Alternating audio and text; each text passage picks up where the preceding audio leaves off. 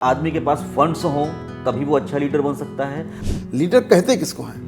Leader उसको कहते हैं जो सब लोगों को एक साथ ले करके चल सके।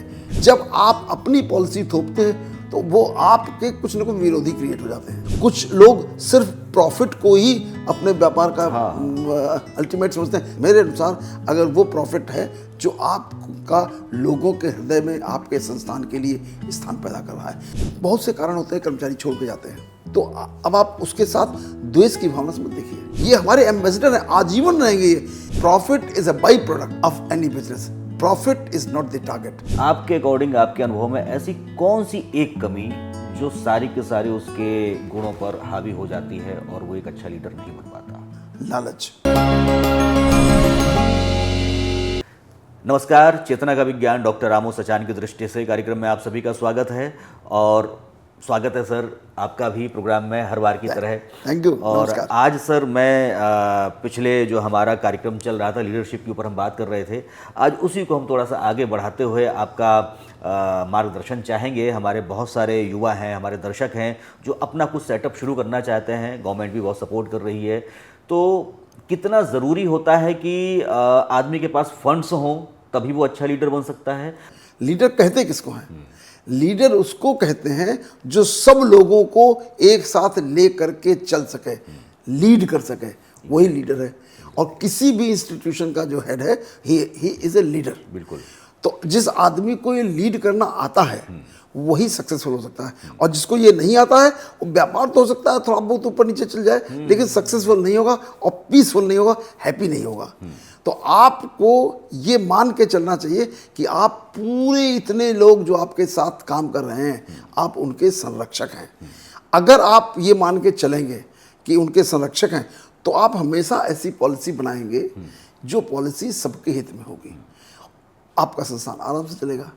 ज़्यादातर लोगों के अंदर जो लीडर होते हैं ये क्वालिटी नहीं होती। बहुत सारी क्वालिटी सिखाई जाती है मैनेजमेंट की, लेकिन ये क्वालिटी नहीं सिखाई जाती कि हमको सबका सहयोग लेना है। खास तौर से सरकारी विभागों में जो लोग काम करते हैं उन लोगों के अंदर तो ये क्वालिटी सबसे कम होती है। क्या होती है कि मान लीजिए सपोज विभाग में आप हेड हैं, 10-12 आदमी आपके सीनियर ऑफिसर्स हैं, उसके नीचे सैकड़ों जूनियर ऑफिसर्स हैं।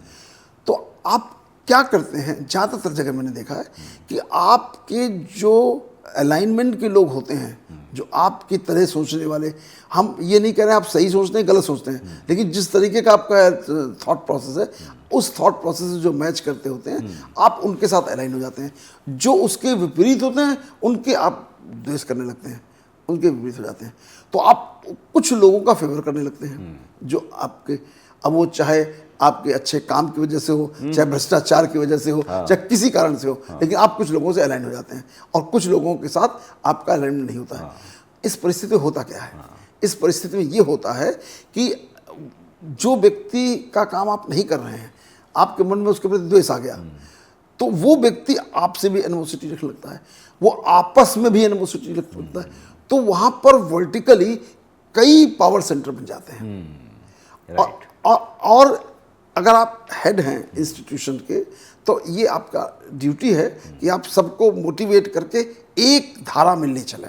जब एक धारा में ले चलेंगे तो ही आप प्रोग्रेस कर सकते हैं।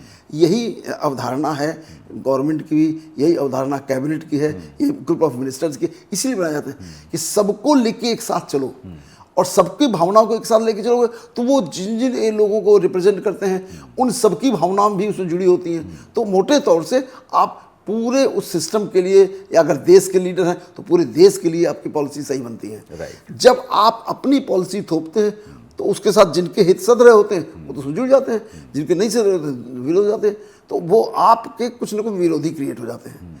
तो इस तरीके से आप सक्सेसफुल नहीं हो सकते हैं। और ये सहयोग लेने की भावना जो है ना, ये लोगों के सहयोग के साथ काम करने की भावना, ये भावना ईश्वरीय गुण है, दैवी गुण है, और ये आपके अंदर होना ही चाहिए। अगर आपके अंदर नहीं है तो फिर आप सक्सेस नहीं हो सकते, आप हेड बनने लायक नहीं है ना, हेड ऑफ द इंस्टीट्यूशन बनने लायक नहीं है। पुराने ज़मानों में जब परंपरा थी राजाओं वाली, तो उस समय राजा को जिन देशों में ये प्रथा थी, राजा को ईश्वर तुल्य माना जाता था, उसको ईश्वर का रिप्रेजेंटेटिव माना जाता था और उसको ईश्वर की तरह पूजा जाता था। क्यों? उससे उम्मीद की जाती थी कि उसके अंदर ईश्वरी वो सारे के सारे गुण और सारी शक्तियाँ उसके अंदर हैं और उन गुणों का अनुपालन करता है। उन्हीं जब वो गुण धारण करता है तब अपनी प्रजा की रक्षा कर सकता है, तब प्रजा के कर्तव्यों के लिए पालन कर सकता है। जब वो सारे प्रेम, करुणा, दया, शुभभावना, शुभकामना सब उसके अंदर गुण होंगे, जब उसके अंदर सहयोग की भावना होगी, सबको एक साथ लेके चलने की भावना होगी, पावर ऑफ डिस्क्रिमिनेशन होगी, पावर ऑफ जजमेंट होगी, जब ये सारी पावर जब उसके पास होगी तब वो अपने प्रजा के हित में काम कर सकता है। इसलिए उसको ईश्वर का रिप्रेजेंटेटिव मानते थे। नेपाल में बहुत दिनों तक चला, अभी 15-20 साल पहले ही खत्म हुआ। अदरवाइज और भी भूटान में भी है और बहुत से देश ऐसे हैं जहाँ पर राजा को ईश्वर का प्रतिनिधि मानते हैं। हर आदमी जो भी किसी इंस्टीट्यूशन का या किसी संस्थान का हेड है वो ईश्वर का रिप्रेजेंटेटिव है। ईश्वर अपने हाथ से काम करने नहीं आते हैं, ईश्वर किसी न किसी को ताकत देते हैं। जो ताकत देते हैं, जब आपके पास अगर वो ईश्वरीय गुण नहीं है तो आप बनने लायक नहीं हैं, और जब बनने लायक नहीं होंगे तो वो छीन ही जाएगा। आप बहुत बड़े राजा, एक साधारण व्यक्ति से बहुत बड़े राजा तुल्य बन सकते हैं और उससे गिर करके जमीन पर धरातल में गिर सकते हैं, क्योंकि ये सब उन्हीं गुणों पर डिपेंड करता है। तो ये आपको धारण करना है। दूसरी चीज़ एक और है कि सभी लोगों के साथ सद्व्यवहार करना चाहिए, चाहे जो हो, चाहे कर्मचारी हो, चाहे कस्टमर हो, सबके साथ सद्व्यवहार होना चाहिए और ये मान के चलना चाहिए कि उसको हमारे कर्म से उसको खुशी मिले, जो हमारा कस्टमर है उसको भी खुशी मिले, हमारा जो कर्मचारी है उसको भी खुशी मिले, वो अपना जीविकोपार्जन कर रहा है। आप सोचिए, एक व्यक्ति सवेरे उठ करके तैयार होकर के 9 बजे संस्थान में आया, पूरे दिन उसको काम करना है, रात के 9 बजे तक काम करना है और ऐसा एनवायरनमेंट है कि उसको कोई झिड़क रहा है, कोई डांट रहा है, कोई फटकार रहा है और अजीब सा नरकी एनवायरनमेंट है। कितने दिन वो परफॉर्म कर सकता है? अच्छा खासा कर्मचारी होगा, उसकी परफॉर्मेंस गिर जाएगी 100%। और जहाँ उसको मौका लगेगा वो छोड़ के चला जाएगा या फिर नुकसान कुछ ना कुछ होगा, वो उसके साथ अटैचमेंट ही खत्म हो जाएगा। उस संस्थान के प्रति उसकी ये भावना ही नहीं रहेगी कि संस्थान मेरा है और मुझे इस संस्थान के लिए काम करना है, जुड़ के लिए करना, क्योंकि इस संस्थान के उठने से ही मेरी प्रगति होगी। जब तक ये भाव नहीं आएगा संस्थान उठ नहीं सकता है।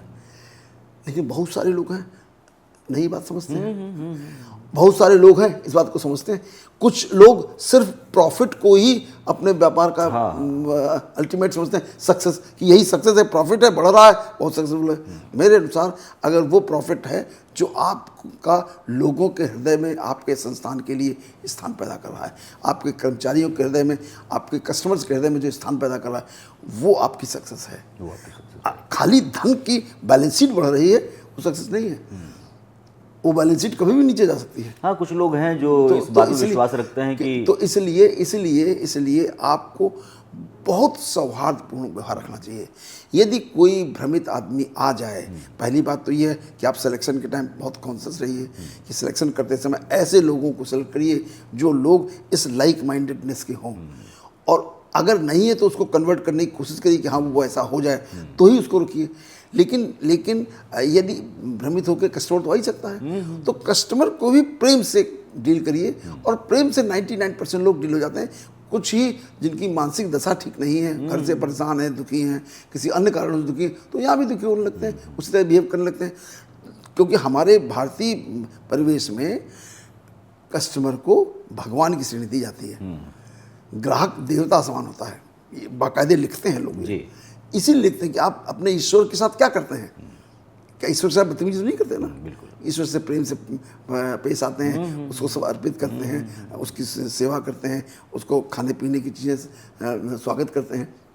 तो यही हमारे धर्म में भी हमको ये सिखाया गया कि हम अपने कस्टमर को देवतुल्य समझें। बाकी क्या करना है ये आपको अपने आप समझ में आ जाएगा। अगर आप छोटे कर्मचारी हैं, छोटा संस्थान है, आपका ज़्यादा व्यवस्था नहीं है, आप उसको और चीज़ों से स्वागत नहीं कर सकते, खाने पीने, ठंडा पानी तो पिला सकते हैं।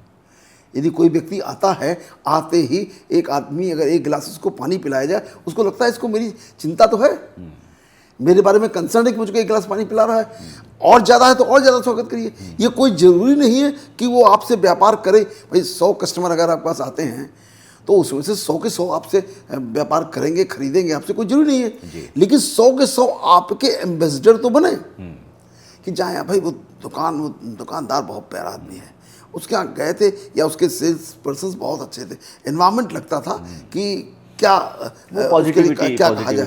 अब मैं आपको अब कुछ एग्जाम्पल भी बताऊंगा। मैं बॉम्बे गया इंसिडेंटली, तो बॉम्बे में मुझे ईयर प्लग्स खरीदने थे, जो ईयरबड्स आते हैं वो खरीदने थे मुझे। तो मैंने अपने जो मेरे साथ थे, मैंने उनसे कहा, शिवम, मैंने कहा कि जरा किसी जगह लेते चलो जहाँ ईयरबड्स मिल जाएं। तो वो वहाँ पर एक दुकान में ले गए, उसका नाम था विजय सेल्स। अच्छा। मुझे नाम याद है क्योंकि मुझे इतना मैं इम्प्रेस हुआ। तो विजय सेल्स के यहाँ मैं गया, तो जो गेट पे गया, तो गेट पे दोनों दाहिने बाएं दोनों तरफ एक एक आदमी हाथ जोड़े खड़ा था। अच्छा। वो इलेक्ट्रॉनिक्स की दुकान थी, यही मोबाइल की दुकान थी। अच्छा अच्छा। कोई बहुत बड़ी दुकान नहीं थी, मतलब दुकान बड़ी थी लेकिन मोबाइल की दुकान जो थी, दो आदमी अगल बगल में खड़े थे हाथ जोड़े। हाँ सर बताइए क्या चाहिए।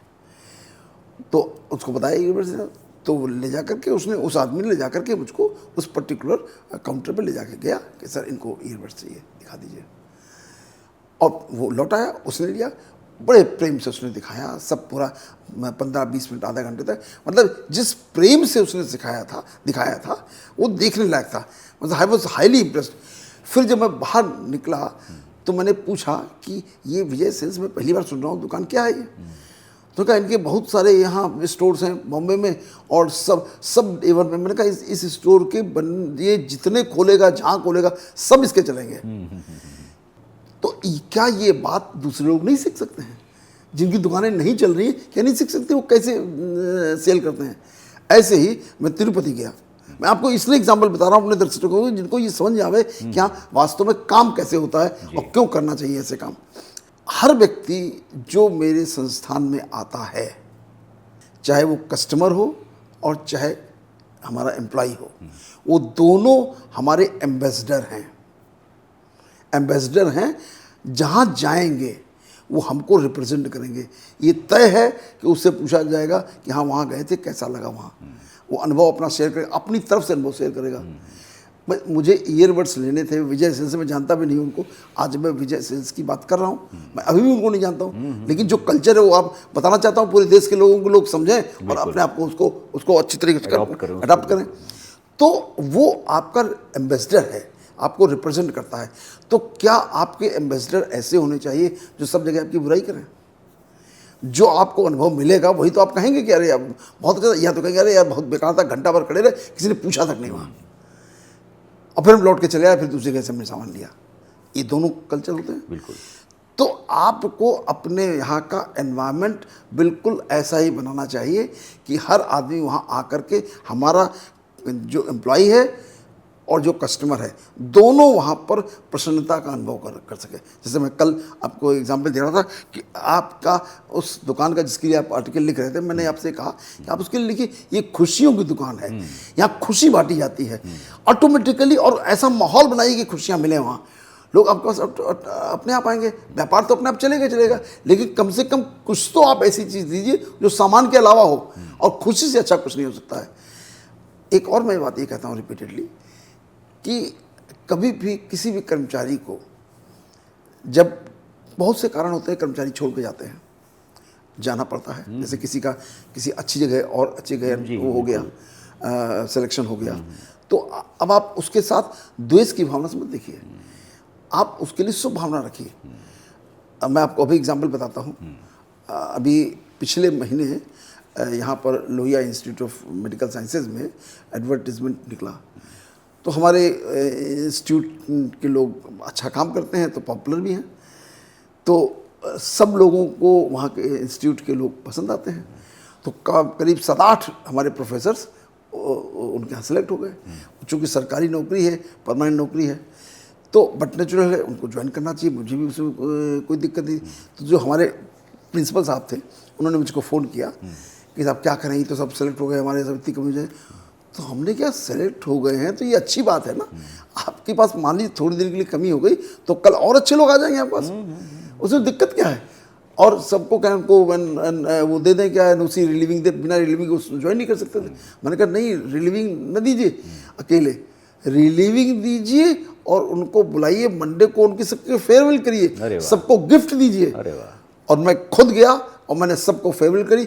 इतिहास में पहली बार किसी प्राइवेट मेडिकल कॉलेज में इस तरीके से बीच में नौकरी छोड़ने वालों की फेयरवेल, और सबको मैंने कहा कि नहीं, ये इसलिए इनकी फेयरवेल करनी है क्योंकि ये हमारे एम्बेसडर हैं, आजीवन रहेंगे ये कौन इनको मना कर देगा। लोग कहेंगे भाई आप वहाँ काम करते थे कैसा, ये कहेंगे भाई ठीक है, हमको वहाँ हमने जितने दिन कहा वो तो बहुत अच्छा था ही, और लेकिन हमको इस कारण से वहाँ से आना पड़ा, लेकिन अदरवाइज यहाँ से अब भी वो बहुत अच्छा है।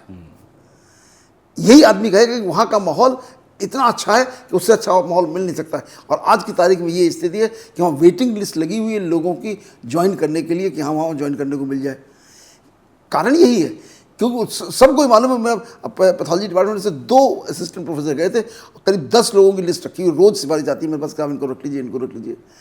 तो ये एनवायरनमेंट आप क्रिएट करना पड़ता है। एक जगह होता है कि लोग जाते ज्वाइन करने कहते हैं यार वहाँ तनख्वाह तो है फिर भी, लेकिन बहुत बेकार है, रोज़ गाली कौन खाएगा। एक बार आदमी तनख्वाह तो भूल जाता है, लेकिन ये ट्रीटमेंट नहीं भूलता है। तो इसलिए यदि आप अपने व्यापार में सफलता चाहते हैं, जो हर व्यापारी चाहता है, तो अपने व्यक्तित्व में परिवर्तन लाइए। और व्यक्तित्व में परिवर्तन लाने का तरीका फिर बता रहा हूँ, एक ही है, ध्यान।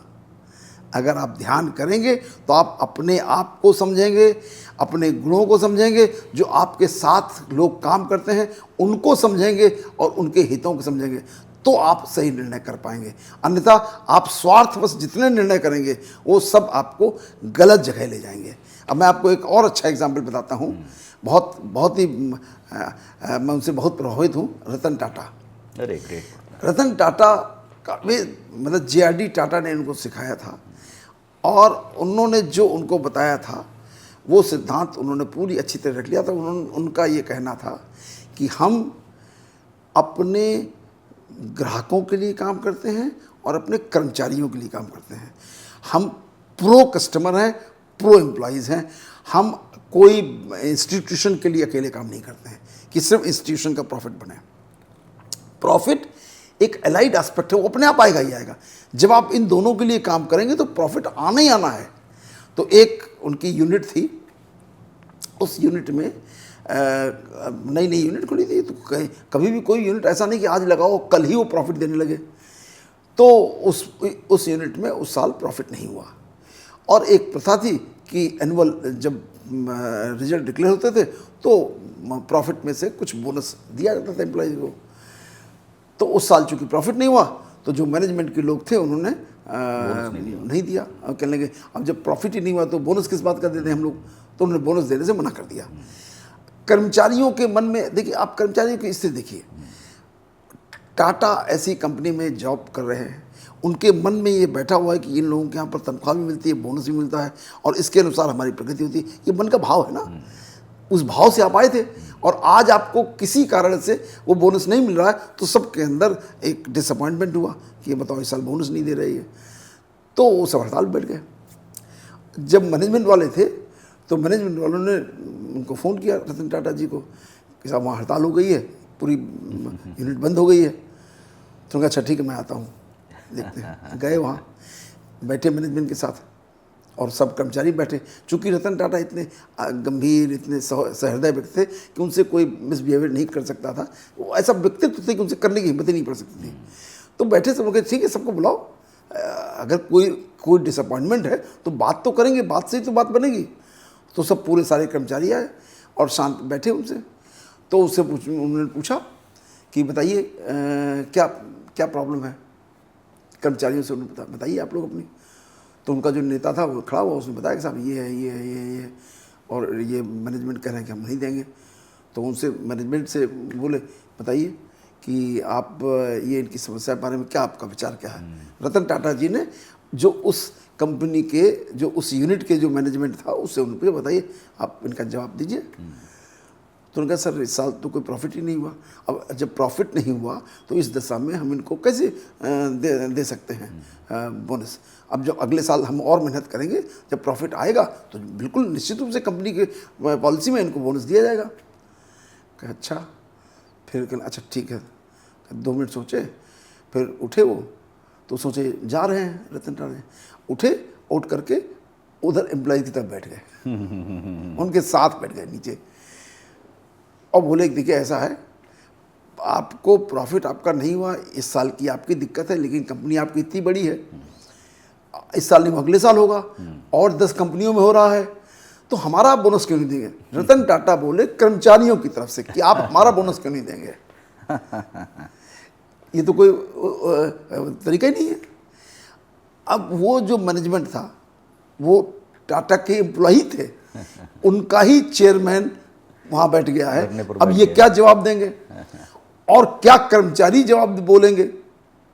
सोल्यूशन वही निकल गया, नहीं तो देना ही पड़ेगा। रतन टाटा जी के सब हृदय से उनके आभारी हुए, हृदय से उनके लिए प्रेम पैदा हुआ, उनके लिए सम्मान पैदा हुआ कि मेरा चेयरमैन मेरे लिए इतना सोचता है, तो इस कंपनी के दिन दुनी रात चौगनी इसमें मेहनत करेंगे, और जो आज प्रॉफिट नहीं हुआ है अगली बार 4 गुना प्रॉफिट हम पैदा करेंगे। वो कंपनी नहीं ग्रो करेगी, क्योंकि वो व्यक्ति सारे के सारे हृदय से काम करेंगे। ये हमारे जितने लोग चलाते हैं इंस्टीट्यूशंस, जो भी कंपनियां चलाते हैं, जो भी इंस्टीट्यूशंस चलाते हैं, जो बड़ी बड़ी दुकानें चलाते हैं, उन सब को ये भाव रखना चाहिए। मैं गारंटेड कहता हूँ असफलता मिल ही नहीं सकती, असफलता डिक्शनरी में है ही नहीं, लेकिन जो सफलता के गुर हैं उनको तो आपको अपने अंदर धारण करना ही पड़ेगा ना। आपको अगर वो गुण आप धारण नहीं करेंगे, अब यदि आप इसी एपिसोड में यदि किसी भी साधारण व्यक्ति को आप रख लीजिए तो कहेगा ये तो बात बिल्कुल जेन्युइन है कि इनको बोनस नहीं दिया सकता है, इसमें कौन सी ऐसी खास बात है कि नहीं दिया जाएगा। लेकिन नहीं, आपके परिवार के सदस्य हैं, अगर आपके यहाँ पर 5 लाख आदमी काम करते हैं, उस यूनिट में 10,000 आदमी काम करते हैं, वो 10,000 भी उसी 5 लाख के मेंबर हैं। आज उस घर में उस यूनिट में थोड़ी कमजोरी है, तो क्या सबका कर्तव्य नहीं कि उनको ऊपर उठा के लेके आए? वो भी प्रॉफिट में आ जाएंगे। खाली अगर आप प्रॉफिट के लिए काम करेंगे तो जीवन ही बेकार है। Profit is a by product, आप नोट कर लीजिए सब लोग, profit is a by product of any business, profit is not the target. आज की तारीख के मैनेजमेंट के नियम के अनुसार profit has become the target, is not a by product. The product जो है वो आपका है, आपका बिहेवियर, आपका बिजनेस, आपके लोग, ये आपका व्यवसाय है, ये न कि खाली मुनाफा।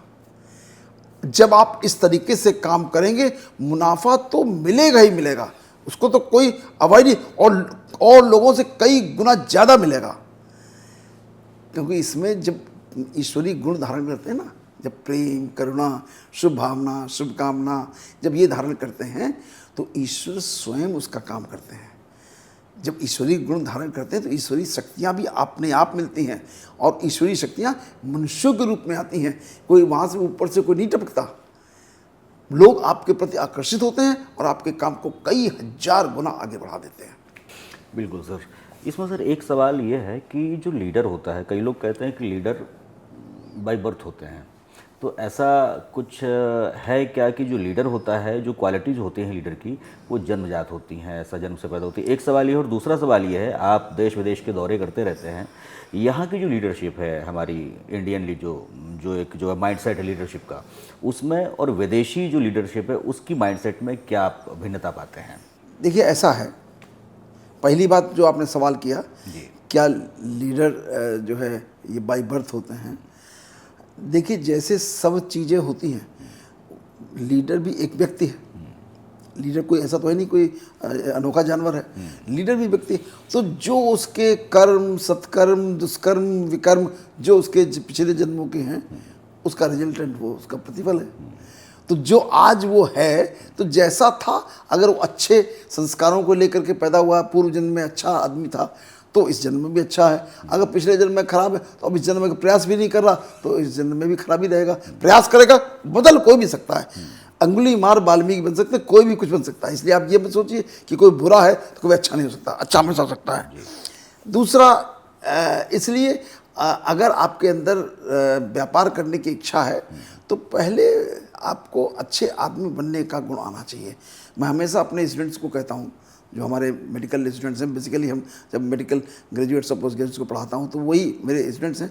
और अल्टीमेटली उन सब लोगों को लीडर बनना होता है, चाहे वो स्मॉल क्लिनिक खोलें, चाहे नर्सिंग होम खोलें, चाहे अस्पताल खोलें, या गवर्नमेंट जॉब में जाए, तो उनको भी एक लीडर बनना पड़ेगा। एक छोटे यूनिट का, छोटे अस्पताल का, बड़े अस्पताल का, कहीं ना कहीं उनको हेड बनाया जाएगा।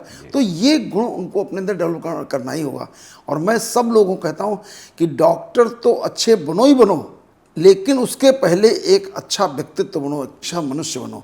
अगर अच्छे मनुष्य बनोगे तो डॉक्टर अच्छे बनी जाओगे। अगर डॉक्टर में थोड़ी तुम्हारी नॉलेज कम है, दोबारा पढ़ सकते हो, एक्सपीरियंस गेन कर सकते हो, दूसरों से सहयोग करके अपना काम अच्छा कर सकते हो। लेकिन अगर अच्छे व्यक्तित्व नहीं हो तो कुछ नहीं हो सकता है। इसीलिए किसी डॉक्टर के लिए कहा जाता है कि उसके हाथ में शिफा है। हाँ, वो शिफा क्या होती है?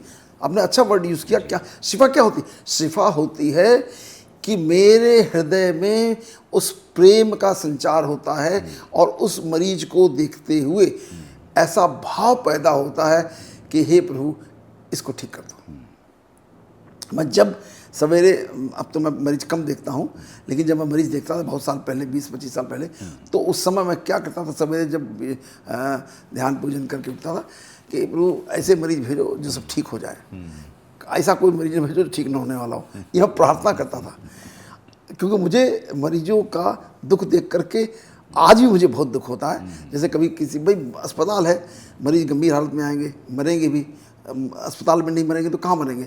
लेकिन उसके साथ ही साथ, उस मरीज के साथ साथ उसके परिवार वालों को जितना दुख होता है, उससे कहीं ज़्यादा मुझे दुख होता है। उसकी सारी की सारी फीलिंग मैं अपने अंदर ले लेता हूँ। और उसके बाद जो रिजल्ट होता है, वो रिजल्ट उसकी इतनी इस तरीके की भावना का एक्सचेंज हो जाता है कि वो मुझको बहुत अच्छे से, उतना ही प्रेम मुझे वो करता है। मैं 3 जनरेशन के लोगों का इलाज करता हूँ। मैंने फादर का किया था, उसकी सन और डॉटर का किया, और उनके बच्चों का भी इलाज अभी कल ही मरीज मैंने देखा, उसके बच्चों का भी इलाज कर रहा हूँ।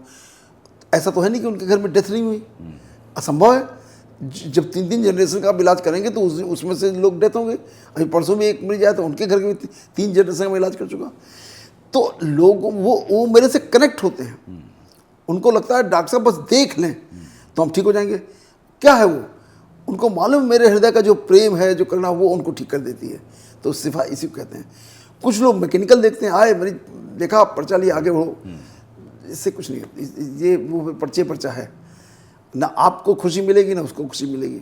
वाइब्रेशंस बहुत मैटर करते हैं। वाइब्रेशंस बहुत मैटर करते हैं। और पुराने ज़माने में, आज से 25-30 साल पहले, सारे के सारे डॉक्टर एक परिवार का मेंबर होते थे। बिल्कुल बिल्कुल बिल्कुल। जो उस मोहल्ले में, जिस एरिया में जो डॉक्टर होता था, उस पूरे एरिया के जितने बच्चे होते थे, जितने लोग होते थे, सबको चाचा काका ताऊ करके समझते थे वो, और सबका इलाज वो करते थे, और सब उसी ढंग से उनको एंटरटेन करते थे। तो दवा उसमें कम असर करती थी, उनका व्यक्तित्व ज़्यादा असर करता था। ज़्यादा असर करता था। बहुत सारे लोगों को ऐसे जानता हूँ जो इतने मशहूर होते थे और कोई खासियत नहीं थी उनके अंदर। वो नवस पकड़ते ही, हाँ ऐसा देखें, नवस पकड़ते, अरे कुछ बस नहीं एक है, भाव था कि हाँ ठीक हो जाएंगे। अब जैसे आपको इसमें बता दूं, मेडिसिन में क्या है। मेडिसिन में 100 मरीज अगर बीमार आप देखें तो 90 मरीजों को वो रोग होता है जिस रोग में दिमाग लगता है नहीं, कॉमन सेंस है, वो रूटीन दवाएं हैं, वो आपने लिख दी, वो ठीक हो जाएगा। 5% मरीज ऐसे हैं, थोड़ी सी उसमें मेहनत की जाती है, तो कुछ दिमाग लगा के कुछ डायग्नोसिस बनती है, फिर उसकी जांच करते हैं, ठीक होता है। 95% हो गए। बचे हुए 5% में 4% मरीज होते हैं जिसमें बहुत सुपर स्पेशलिटी की हमें जांच की जरूरत पड़ती है, डॉक्टरों की जरूरत पड़ती है। उसके बाद तब जाकर के उनकी डायग्नोसिस बनती है, तब वो ठीक होते हैं। 1% किसी से नहीं ठीक होते हैं। तो आप ये बताइए, जिस आदमी के 95% मरीज ठीक होते हों और जो 5 नहीं भी ठीक हो रहे हैं, उनको तो कहीं नहीं ठीक होना है, तो उसके कितने गुणगान करने वाले हो जाएंगे। सही बात है। बशर्ते आप ठीक हो, बिल्कुल, आपका व्यक्तित्व ठीक हो, आपका व्यवहार ठीक हो, आपकी भावनाएं ठीक हो। अगर फंड्स नहीं भी हैं और उसके अंदर एक जिजीविषा है, एक इच्छा शक्ति है, प्रबल इच्छा शक्ति है, तो वो अपना काम शुरू कर सकता है और अच्छा डेवलप कर सकता है अपने काम को। बिल्कुल।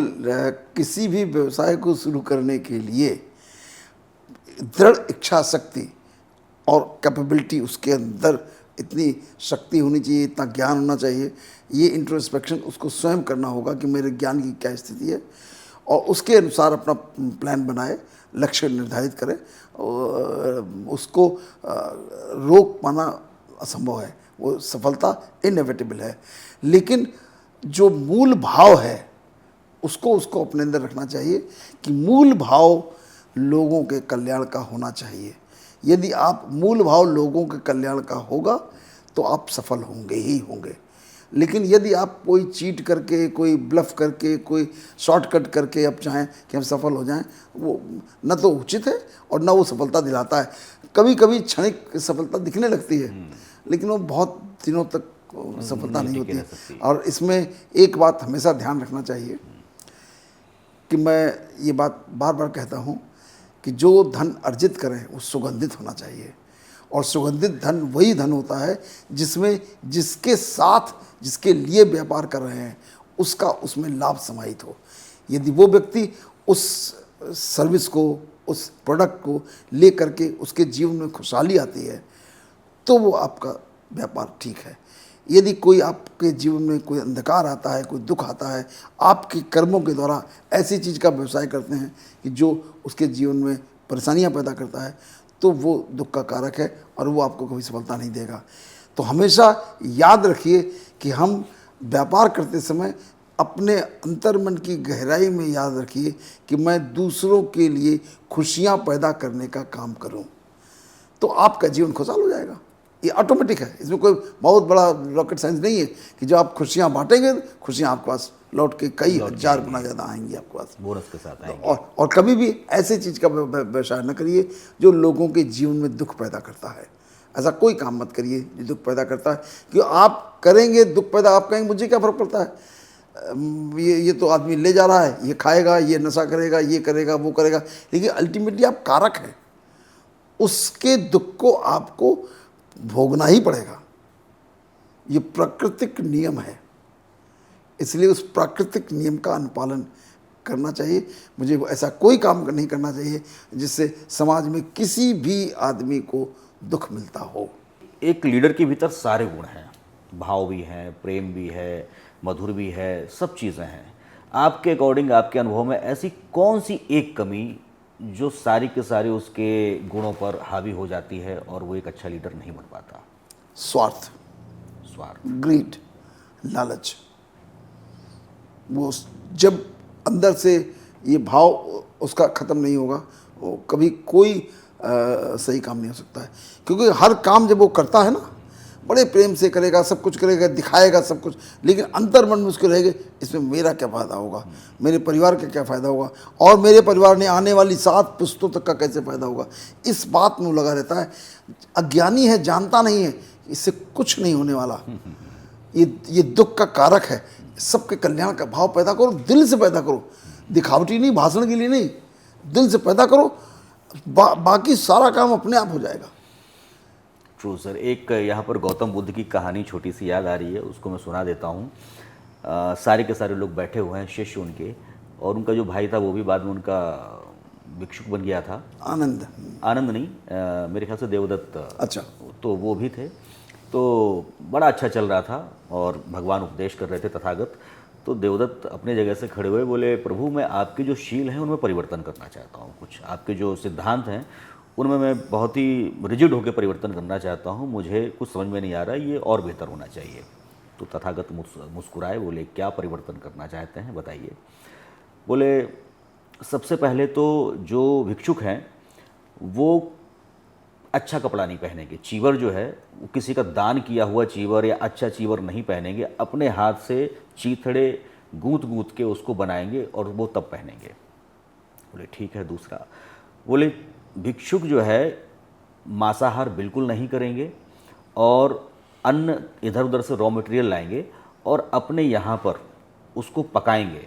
भिक्षा अच्छे घरों में जो इनवाइट किया जाता है वो नहीं वो करेंगे, वहाँ पर जाएंगे नहीं आमंत्रित होकर, भोजन ग्रहण नहीं करेंगे, खुद जो उसमें आएगा और शाकाहार सिर्फ करेंगे और कुछ नहीं करेंगे। बोले ठीक है। तीसरा, बोले तीसरा ये कि भिक्षुक जो है सिर्फ गांव के बाहर एकांत में, जहाँ पर कोई भी आबादी ना हो, कोई भी वो ना हो, वो अपनी बनाई हुई एक कच्ची झोपड़ी में रहेंगे। बोले ठीक है। और आजीवन शादी नहीं करेंगे, तो आजीवन कुंवारे रहेंगे, न किसी महिला के संसर्ग में आएंगे, कभी कुछ नहीं, बिल्कुल ब्रह्मचारी रहेंगे। तो बोले ठीक है। तो सभी लोग देखने लगे, बोले ये तो बहुत कठोर नियम बना रहे हैं ये, मतलब तो क्योंकि उसमें कुछ गृहस्थी भी जुड़े हुए थे। तो तथागत मुस्कुराए, उन्होंने कहा कि नहीं, इन सिद्धांतों को मैं नहीं मानता हूँ। तो रह गए, बोले क्या क्या क्या होना चाहिए? बोले जो व्यक्ति अपनी स्वेच्छा से अपनी बनाई हुई कुटिया में रहना चाहे वो रहने के लिए स्वतंत्र है, लेकिन जो अपने घर में रहता है, शहर में रहता है या कहीं कोई आमंत्रित करता है वहाँ पर जाता है, वहाँ पर निवास करता है, वो उसके लिए स्वतंत्र है। जो व्यक्ति मांसाहार खुद हत्या ना करे, लेकिन अगर मांसाहार कहीं करने का ऐसा कोई नौबत आ रही है तो वो उसके लिए स्वतंत्र है, लेकिन शाकाहार भी अपने लिए जो व्यक्ति शाकाहार करना चाहता है उसके लिए स्वतंत्र है। यही बात चीवर पर लागू होती है कि जो व्यक्ति चीवर अच्छा धारण करना चाहता है या जो व्यक्ति अपने हाथ से बनाया हुआ चीवर धारण करना चाहता है वो दोनों के लिए स्वतंत्र है। जो व्यक्ति पूरे जीवन भर अविवाहित होकर सिर्फ साधना करना चाहता है वो स्वतंत्र है, लेकिन जो व्यक्ति ग्रस्त होकर साधक बनना चाहता है, भिक्षुक बनना चाहता है, वो भी स्वतंत्र है। हम बाध्यता यहाँ पर कोई भी लागू नहीं कर सकते। तब सभी लोगों में थोड़ा सा मुस्कान आई, जितने भी वहाँ पर हजारों लोग बैठे हुए थे।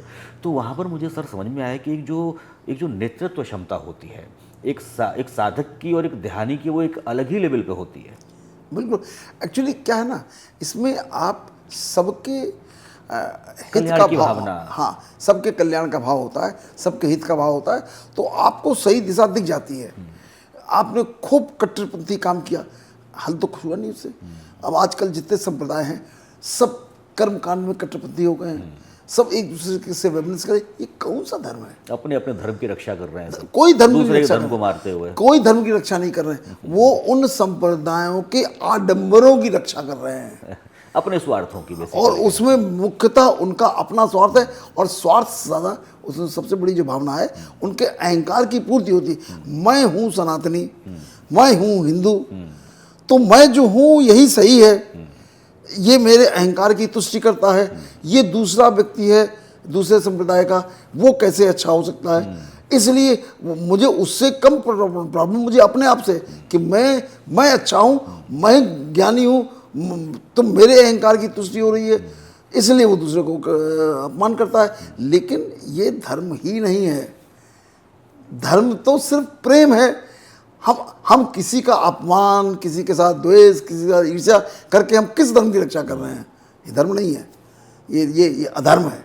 तो इसलिए हम सबको अधर्म से दूर रहना चाहिए, और जो धर्म कुछ की समझ है वो सब खुद भी समझनी चाहिए और दूसरों को भी समझानी चाहिए। बिल्कुल सर। धर्म सिर्फ प्रेम है और धारण करने की चीज़, और धर्म उसी को धारण करते हैं तो बाकी काम अपने आप हो जाता है, अपने आप हो जाते हैं, बाकी रास्ते अपने आप खुल जाते हैं। धर्म के ऊपर हम विशेष रूप से एक अलग से, क्योंकि ये ऐसा सेगमेंट है जिसको चंद शब्दों में नहीं कहा जा सकता, ना समझा जा सकता, ना समझाया जा सकता है, तो धर्म के ऊपर हम एक विस्तार से एक एपिसोड करेंगे। आज हमारे इस कार्यक्रम में, इस प्रोग्राम में जो आज सबसे विशेष जो चर्चा थी वो थी लीडरशिप के ऊपर, कि एक अच्छा लीडर किस तरीके से बना जा सकता है, उसमें कौन कौन से गुण होने चाहिए। और हमें पूरी उम्मीद है कि हमारे दर्शकों को ये जो आज का जो डिस्कशन था वो समझ में आया होगा और इसको अपने जीवन में आत्मसात करने की हम कोशिश भी करेंगे। डॉक्टर साहब, इतनी इंपॉर्टेंट बातें हमारे दर्शकों को और हमारे साथ शेयर करने के लिए आपका बहुत बहुत धन्यवाद। थैंक यू, नमस्कार।